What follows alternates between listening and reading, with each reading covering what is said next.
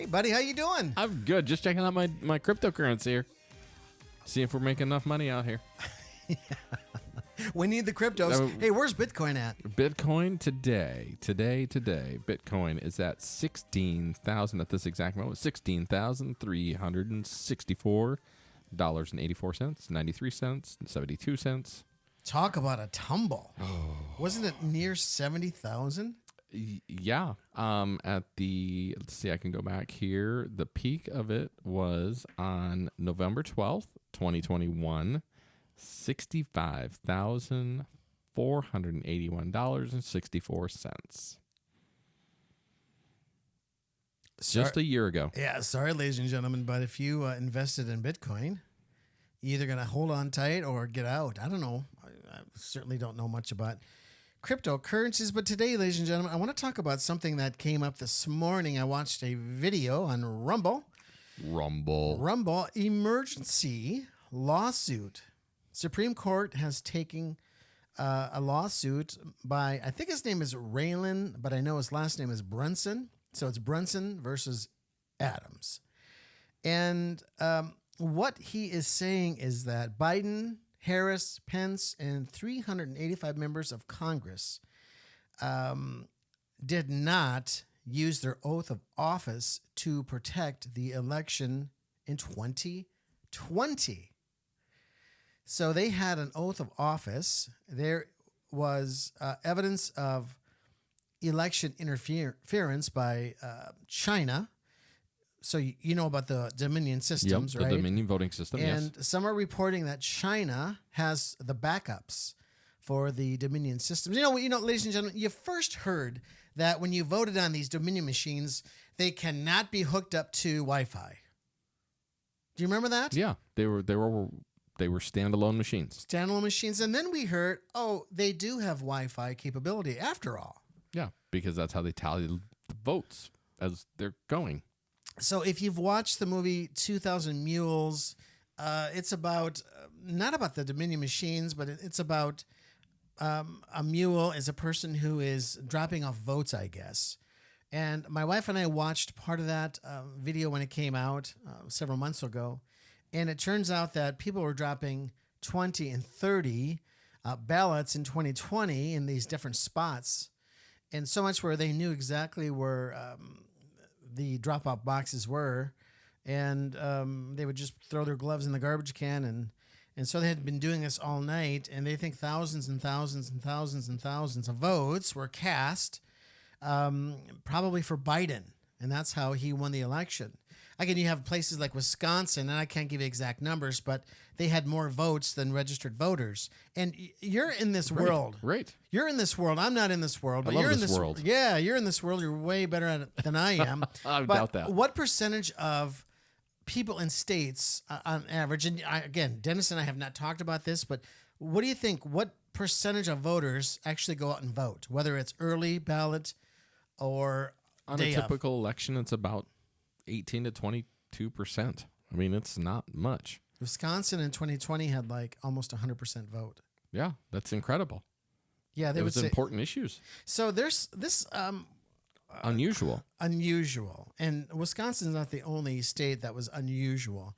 Crazy things happen in Pennsylvania. Maricopa counties under the microscope. Yeah, this is really interesting when you break it down to the actual counties across the state, where very specific counties were targeted or had unusual voter turnout. Let's put it that way. Now, we have an emergency lawsuit in the Supreme Court. And again, I don't know much about lawsuits and how they work, but these brothers, the Brunson brothers, by the way, they got their start on the Johnny Carson show. Johnny Carson? Yeah, really? They were trumpet players, and they were on the Johnny Carson show years ago. But anyway, they were ticked off way back in the Obama administration of things that were happening. And Obama said something about obliterating the Constitution. And so they got into the money world, the political world, and they've been watching politics for quite some time. So they filed a lawsuit. And it's been in the 10th Circuit Court, federal court, for several weeks now. Okay. And it was supposedly going to stay there in the 10th Circuit Court. I guess the court didn't have to do anything with it. No. But they found a loophole where it can be a national emergency. The Supreme Court now has the case. Okay. Because this came out of Utah. I'm reading it as we're talking. It came out of Utah. So the Supreme Court has it right now. And this is Thursday. So by this coming Monday, they could actually view it and vote on it to see if it goes for trial. Does that sound right to you? Is that how it works? Well, what it'll do is it'll go up and for opinion, and there can be testimony, there can be written testimony, there can be case law testimony, history of patterns of interpretations of law from different circuits of courts or different judges ruling. That's the beauty of our system. The beauty of our system is it isn't one person making the decision. There's 9 justices who have come out of a field of numerous states, attorneys' offices, numerous regional government offices that have had the opportunity to study, interpret, teach law, and debate over it with a cumulative knowledge of 150 years of this country of interpretation. And old interpretation, constitutional interpretation versus modern interpretation. It's an incredible system that our founding fathers developed because it was fallible. They knew we were going to screw up, but they wanted to give us grace in how to adapt to the failure so we didn't fail as a country. So this is a escape hatch in a way. A check valve. A check valve. So let's just set this up. SCOTUS takes the case. SCOTUS, for our listeners, is Supreme Court of the United States. SCOTUS. Right. SCOTUS takes the case. They hear the case. And let's just say they agree and rule in favor of Brunson. That would mean Biden, Harris, and Pence, plus 385 members of Congress, could be up for maybe even treason. Treason, perjury, any number of things. I think the wording is that I read is breaking their oath of office, which could be treasonous, I believe. Yes. Yeah. So if this happens, Trump could be reinstated as president. Well, here's what he's requested. According to Brunson's, defendant's conduct has damaged him to the extent of $484 million for each of the 6 causes of action, for a total of $2.9 billion, which he has requested to be provided tax-free. Additionally, Mr. Brunson requested that it would be immediate removal of all defendants from their offices. So any of those people listed, those 380, that they never be able to collect any further pay from the United States for their official service in Congress and or president and or vice president, that they never be able to again practice law or again serve as an elected official in this country, and that they each be investigated for treason, and that the former president, Donald Trump, immediately be inaugurated as president. All right, so this is very interesting. How many members of Congress? You have 100 senators. You have how many representatives? Is it 465? Okay, so he didn't name all of them. That's my point. Right. Not right. everybody was named. Okay. And this is a civil suit, not a criminal suit. Correct. There could be a criminal suit coming down if this goes... Well, if it goes for treason, that they're investigated for treason, that's criminal. Okay, so the first point I would like to make is if the Supreme Court rules in favor of Brunson, we have a national emergency. Literally. Yes. What are we going to do? What's going to happen? Trump becomes... Do they give Trump the presidency? I know, ladies and gentlemen, some of you are thinking this is never going to happen. And it probably won't. But listen, I'm bringing this up because I never thought Roe v. Wade would be overturned in my lifetime. But it is. And so we have a situation where this could happen. Dennis, what could be the outcome here? Or what's the... I'm not even sure how to ask this question. But what could happen here? As the legal environment works, as I understand it, it's a lot of posturing and it's a lot of negotiating and it's a lot... Until it gets in front of actual judges, there's just a lot of posturing. So the further this goes, the more serious it becomes because some judge somewhere along the line has taken this serious enough to move it. And if his attorneys were just able to file or find an emergency clause to push this through as a national emergency, there's checks and balances of the system. You and I can't just go to the courthouse today and say, we've got a national emergency. There has to be national precedent. There has to be case precedent. You have to have a lot of evidence to support why you, Glenn Gauer, would get to be heard at the court steps of the U.S. Supreme Court. In this case, there's enough legal precedent from what I was reading really quickly there.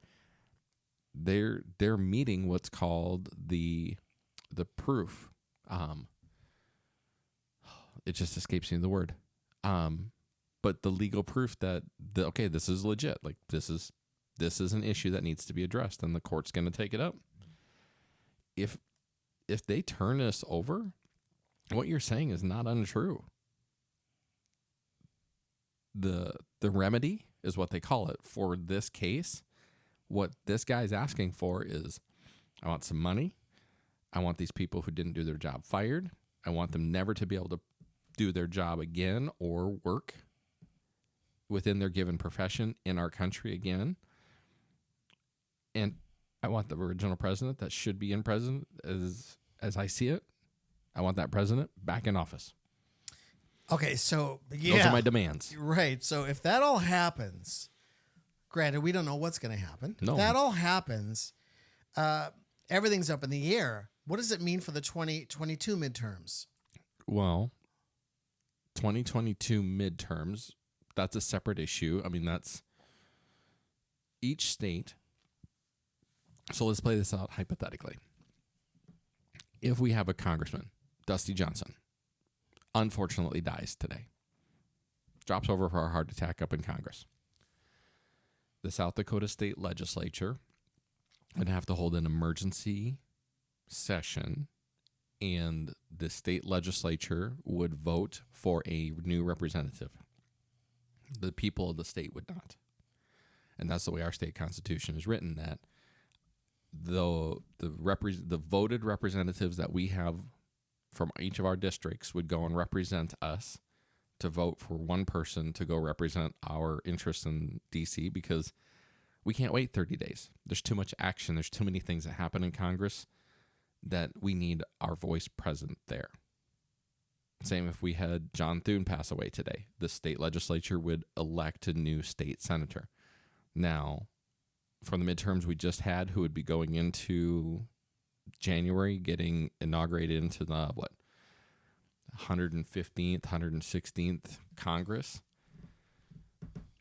If there were criminals in there, those states would then have to have emergency elections, however their state constitutions say they should, and appoint their new representatives to fill those vacancies, because Congress can't go on. And I did look, it's 535 members of Congress. Okay. 100 senators, 435 representatives representing all of the 50 states plus the few territories. So we have had, out of this 285, I don't know how many, but some of them ran for Congress again in 2022. Of course. If the Supreme Court then agrees with Brunson, rules in favor of Brunson, out of these 285, there's going to be several of them that are going to lose their positions immediately. If the Supreme Court backs the remedies that this gentleman's asking for, yes, they're out of job. So technically, well, not technically, but there could be new elections. At the state level, absolutely. Yeah. Not probably to the general population like you and I, but again, that's dictated by each state's constitution. If it was South Dakota, if Dusty Johnson's listed in this, then the legislature and peer will vote and create our new representative. Here's another question. Pence is mentioned in this. Pence was, of course, we all know, Trump's VP. Vice president, yep. So then Pence is out. Trump's president. He's going to have to appoint does he appoint a vice president? Of course. He would. Yep.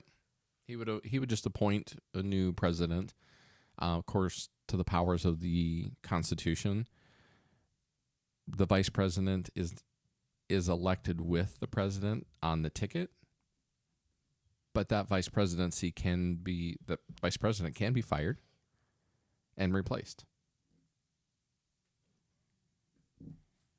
Okay, so let's take a step It's back. all political. Yeah, let's take a step back. How does this work? Supreme Court, SCOTUS, rules in favor of Brunson. Biden, Harris, Pence, and 385 members of Congress are gone. Is there a interim president until Trump is named? Do they re-vote in 2020? I mean, if they see that SCOTUS is going to have to come up with, they don't create laws. No. They look to see if laws are legitimate, constitutional. Correct. So then what happens? What is the first step that happens if SCOTUS rules in favor of Brunson? Well, we're going into uncharted water. We've never been here. We've never been here as a country before. And as long as we're playing the theoretical game, powers of succession from the U.S. Constitution, president, vice president, speaker of the House. And that being said, the speaker, if this would happen, my best guess is that SCOTUS remedies this case according to the gentleman's demands. SCOTUS then puts a deadline on when these people would be removed from office. Because just like Roe v. Wade, they didn't say January 1st, Roe v. Wade's all done. They allowed a little time for the states to react to their motion. My suspicion is that powers of succession would come into play. You would either see an immediate resignation or removal of the president and vice president from their office, which then the current sitting Speaker of House would temporarily be commander-in-chief. And who would that be? Well, it was Nancy. Unless that person's named. Yep, that person's named. It was Nancy Pelosi, but she's resigned her position. There's a new speaker coming into this new session. If it happened today, she would be, but if it was after January 1st or whenever the session initiates, I think January 20th, that speaker would become the temporary president. This could get juicy fast. It would be a TV drama that you've never imagined. I mean, it would just be drama TV. So, okay, here's another question for you. Who removes them? If SCOTUS, again, rules in favor of Brunson, these guys are guilty, well, not guilty of treason. It's a civil suit. Civil suit. So it's not criminal. No. So then they're not going to be charged with anything. Nope. But if SCOTUS agrees with Brunson... And agrees to his remedies. Who charges Congress? My guess is you have the military arm of, the sergeant of arms, essentially, of Congress. The military side of it, the police side of it, would take those members of Congress into possession or arrest them or whatever, remove them. Because at this point, it's just civil.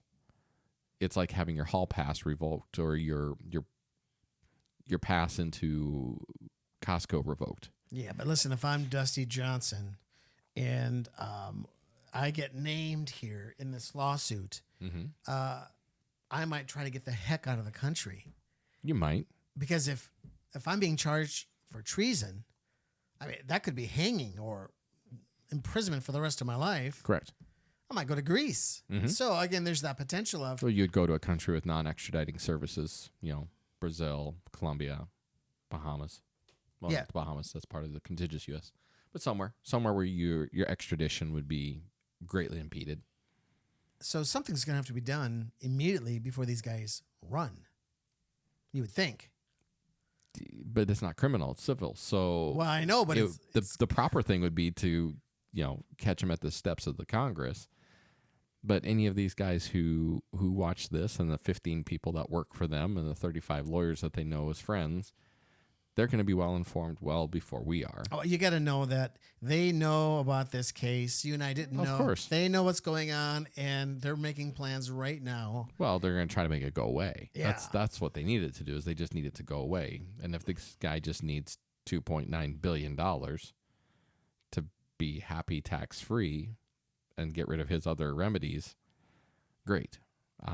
But if he's doing it for the principle of the thing, probably just end up dead somewhere.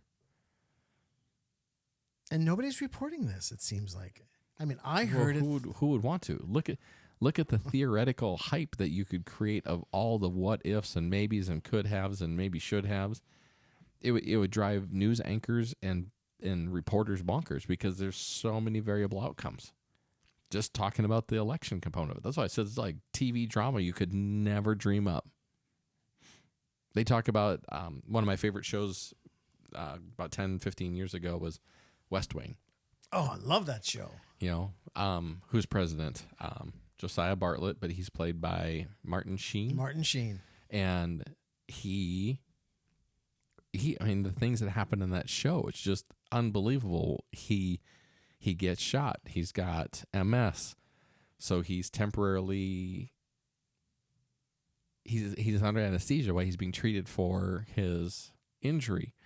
And Congress comes and investigates him and says, for these 38 minutes while you were unconscious, who was president of the United States? Because the powers of succession say X, Y, Z. And no, your chief of staff can't be president. There should have been this. And then his daughter gets abducted. So he relinquishes his presidency and puts, he's without a vice president at that time. And the Speaker of the House becomes the president for 13 days because he relinquishes himself until his daughter is found. And it's just like, this is all of the stuff that TV has thought about and people somewhere in an office somewhere have thought of. And like life is like, no, that's so far from the truth. And here it is, like playing out in modern times. It's really bizarre. Listen, a lot of people had Trump out of the picture. After 2020, it was over. He may run, he may not run. Trump's out of the picture. He's out of the limelight. Love him or hate him. Trump was the center of politics. Kind of still is, because now he's running again. We have this case, which puts Trump, if not in the middle of everything again. We cannot get rid of Donald Trump. He's good TV. You cannot get rid of this guy. You're fired. You're fired. Yeah, he will not go away. And ladies and gentlemen, he might be our president very soon again. Could. We don't know what's going to happen. Woulda, coulda, shoulda.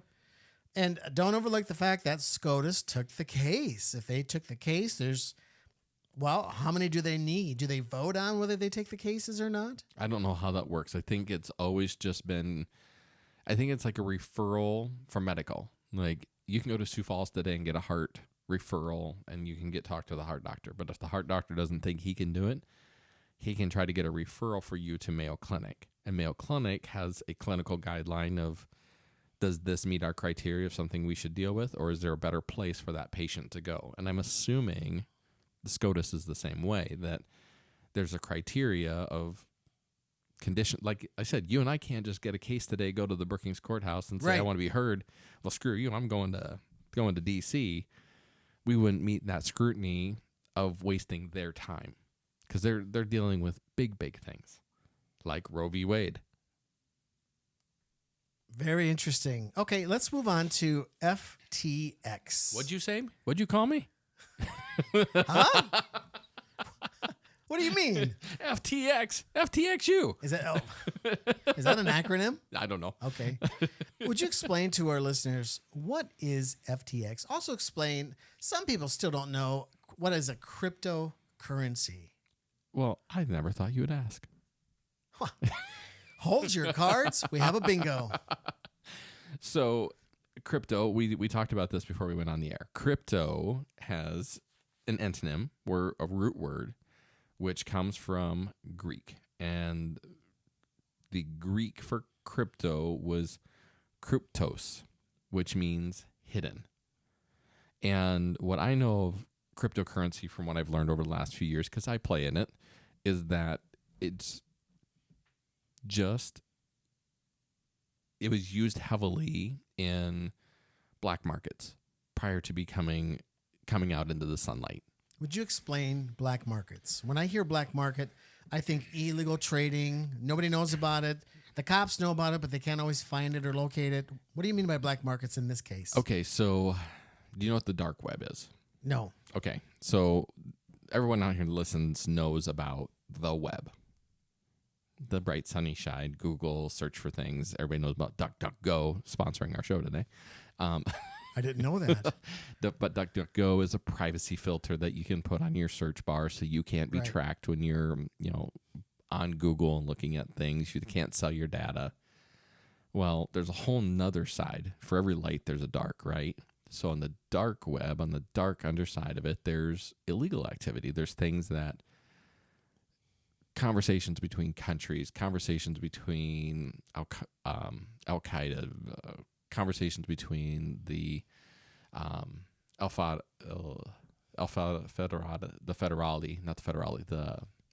the people in Mexico, the gangs.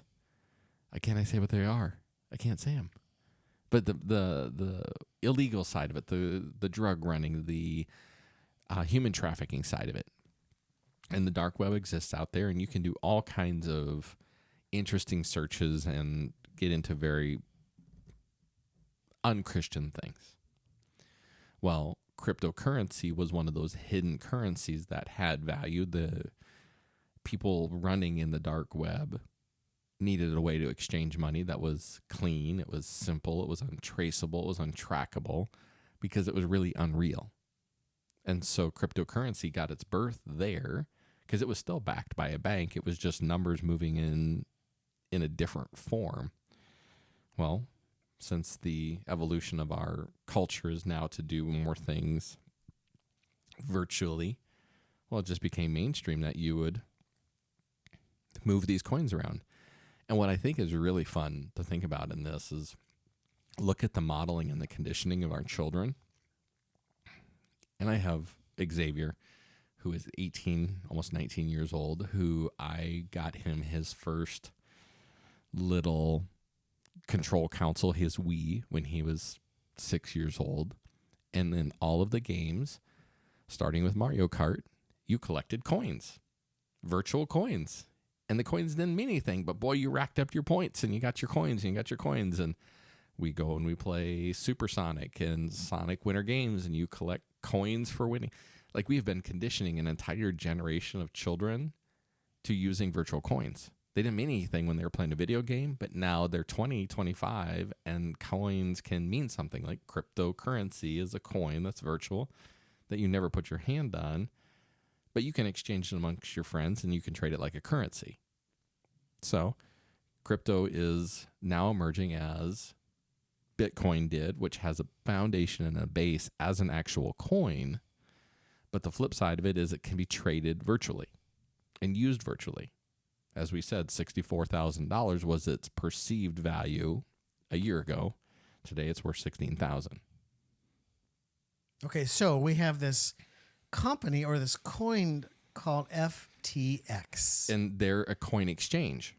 So coin exchange is it's a flow through of where that cryptocurrency flies. So FTX cryptocurrency exchange, it was built by traders for everyone, where you can buy and sell Bitcoin, Ethereum Classic, USDT, and FTT, and other popular products for very, very, very low fees. Real fees, like real dollar fees, but the crypto it's just an exchange. And so I'm imagining you're bringing this up because of Sam Bankman. Sam Bankman-Fried or Fried? I'm not sure how to pronounce that last name. Fried fits. I mean, because he got fried. Yes, he did. Chicken fried. What did he do? Okay, so the analogies for this are endless, and I love it. So for our farmers out there, for people out there, imagine that you own an elevator, a central deposit point for all of your grain. Not your own little storage bin on your property, but the big one in town. So you take your semi-load of corn to the elevator. But you don't want to sell it today. you want to hold on to it. So you're gonna hold it on paper, but the elevator is going to own and hold the product. Well, 100 farmers do that. Bring 100 bushels each. That's 100,000 bushels of grain sitting at the elevator. None of those 100 farmers want their money today because they're expecting the market to go up. They're expecting their coins to go up. Their crypto to go up today. Well, the guy holding all the elevator owner, who's owning all the grain in his storage units, is charging everybody a little bit of fee. You know what? You're renting space from me. Your corn's taking up some space in my elevator. Can't give it to anybody else, so you got to pay me a little something. But on the backside, he can go out to this virtual place and trade options. And maybe that corn's going to go up by March. So I'm going to wager half of this corn that everyone else has given me, my 50,000 or my 100,000 bushels. I'll put 50,000 bushels that in the March that it's going to go up. And it does. It goes up $10. So he just made $500,000 off of everyone else's corn that he doesn't own. Well, that's what this guy did, except he used the money for other things, homes, jets, because the cryptocurrency, if you look at it from, just take Bitcoin as a basis. Bitcoin in 2018, is it 2018, 2019? No, take that back. August 1st, no, let's go back to May 12th, because that was a day. May 15th, Bitcoin is worth $9,664. A coin. Okay. By 1 year later, it was worth $49,122. Well, when you've got that kind of money rolling in, that's an exponential increase. Why wouldn't you spend the money? Yeah, it's not your typical 6%, Ooh. 18%. No, so this guy went out and spent, and now there's been a run on FTX because crypto has crashed so hard. It has declined in the last 3 months, 17.3%, and over the last year, 71%. So there's been a run on the crypto bank, on this virtual banking system out there where real money was put. These guys are coming in with their certificates of deposits, their crypto coins, and saying, I want my cash now. The farmer's coming in, you know what? I want my corn back. I'm going to feed cows with it this year instead of sell it. Well, this guy at the elevator sold all the corn. So No corn. There's nothing to go collect. And so this guy's being indicted. And he's screwed. So he took out billions and billions of dollars and gave it to a certain political party. I've heard that. Mm-hmm. That's what we have to follow. We're going to follow this story, FTX, and see how it's been developing.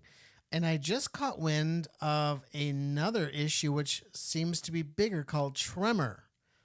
Tremor is, I'm not sure what it is. I just heard about it this morning, but it was a conduit to give a certain president of the United States a bunch of this money. Well, this would be like the farmer elevator guy who owns all 100,000 bushels of corn going to the racetrack and betting on a horse. Instead of betting in the market, he's betting on a racehorse because that horse is going to do something for me later. So we will, ladies and gentlemen, we will talk more about FTX and Tremor. Stay tuned. Stay tuned. That is our show today. What? Can you believe it? No, we're out of time. We didn't even get into the stuff that people don't know. All right, so next time, ladies and gentlemen, we'll give you an update on FTX, Tremor. If there's an update on SCOTUS, we'll certainly, the SCOTUS and Brunson versus Adams case, we'll talk about that. But we do want to talk about things most Americans don't know about our political system. You're going to go, what? Yeah. Because you've heard this your whole life, and it's just simply not true. So stay tuned for the next podcast. Well, if they have ideas as they listen to this one, if they're on that ability to leave a comment, I mean, if there's something that they think they know that the rest of us don't know, leave it, because that would be really interesting to see what people think they know versus what they know. Hey, any final thoughts or takeaways? We usually do a takeaway. You know, the takeaway of this is your high school, middle school, whatever civics classes that you took to learn about our country and the financial classes you took to learn about balancing a checkbook and economy, they are only but the very, very, very tip of an enormous iceberg. And you and I could spend days just trying to educate and remind people things that they have already forgotten. But we live in unprecedented times with landscapes that shift like sand dunes. Be engaged. Check your news sources. Verify your news sources across multiple places because it's at your fingertips. These cell phones we have today are powerful tools. Reach across multiple genres. Rumble, Google, YouTube. Heck, go to your NBC and CNN and research. Figure out what's real, what's not. Make your own decisions. And stay tuned. We're looking forward to more chatting with you. Yeah, go to Google and type in Brunson versus Adams Supreme Court. It's right in front of you. It's right there. The last thing I looked at was the, again, I'm pretty ignorant when it comes to courts and law, but it was a document for the 10th Circuit Court. That's the last thing I looked at online before we jumped on this podcast. But the Supreme Court has the case. Here's my takeaway. That word hidden really bothers me. And again, ladies and gentlemen, it's nothing. If we don't know what's going on in the world, whose fault is it? Mine. It's my fault. And I know the three branches of government. I studied that. I remember that. But there's a lot of things that I was unaware of. And when we get into these 5 things or more, I shouldn't say 5 things. There's way more than 5. We might do 5. We might do 3 things people don't know about our political system. You're going to go, wait, we've been told this our whole life and you're saying it's not true? Yep, I'm saying it's not true.